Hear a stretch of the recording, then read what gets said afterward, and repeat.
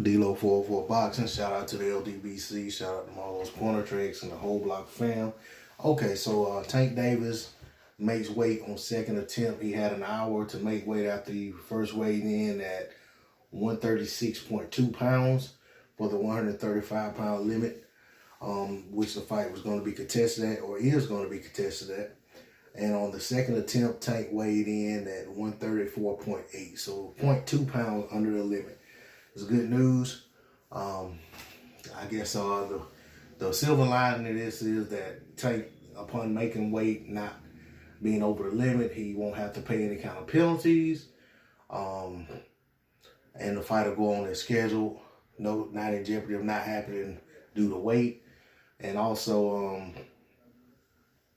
definitely, the one good thing is that he doesn't have to have another fight go down officially as him coming in to the fight above the weight limit of the contest. So Tank definitely had to push himself to make weight. You know, for a fighter to have to strip down to nothing to make weight and to barely make weight, that's tough. Last time that we saw something this close in terms of someone making weight was that jumps out at me for a pretty decent fight. I mean, of course, it wasn't of this magnitude, in my opinion. Was Ugas versus Sean Porter, where Porter missed weight, I think, on 2 attempts, and on the third attempt, after cutting his hair and stripping down, he was able to barely make the weight limit. And I think he made it right on the head.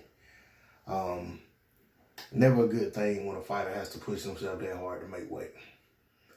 Porter, in his fight with Ugas, I'm not going to say it was just the weight that impacted it, but I felt like, to be honest, that Porter struggled in that fight mightily, and I personally had Ugas winning the fight either 8 rounds to 4 or 9 to 3.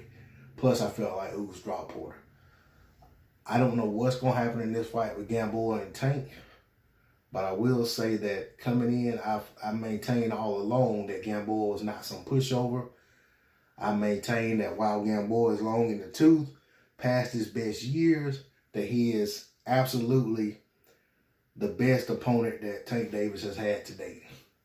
I think Gamboa has the ability to show Tank some things that he hasn't seen the longer the fight goes on. But I also feel like he has the ability to bring out the absolute best in Tank, which may not bode well for Gamboa if he's not on that level anymore. But that said, I look forward to seeing the fight. I'm glad Tank Davis made weight, glad Gamboa made weight. I totally don't like the fact that they had this melee that happened when Tank Davis pushed Gamboa, but I've already made a video talking about that, so I'm not going to go back into that again. But I will say that with everything that's played out, this really makes this fight more intriguing in terms of the anticipation of what we're going to see play out in the ring. Or at least I can say that for myself.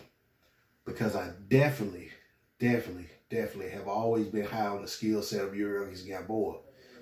I've always seen his flaws, and I've always seen where his flaws catch up to him in fights, even in the fights that he found a way to bail himself out with his power, with his superior skills, with his ring IQ, ring generalship, and so forth. But I've also seen Gamboa quit in a fight that I felt like it wasn't going the way he thought it was going to go. I think he felt like in the fight, I think the guy's name was Robinson Castellano, I think it was. I may be wrong.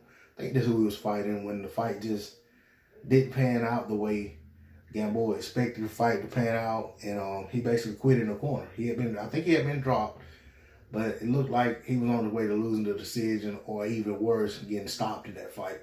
So he quit on his stool.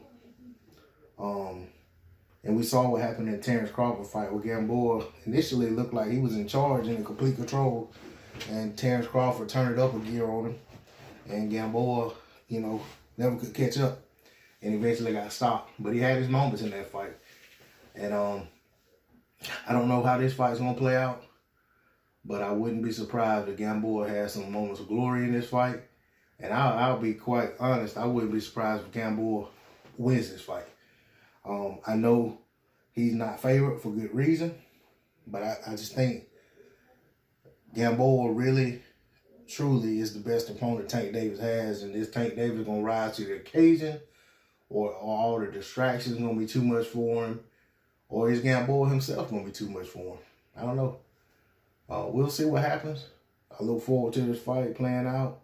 Tomorrow I will make a hard prediction on who I think will win the fight and why.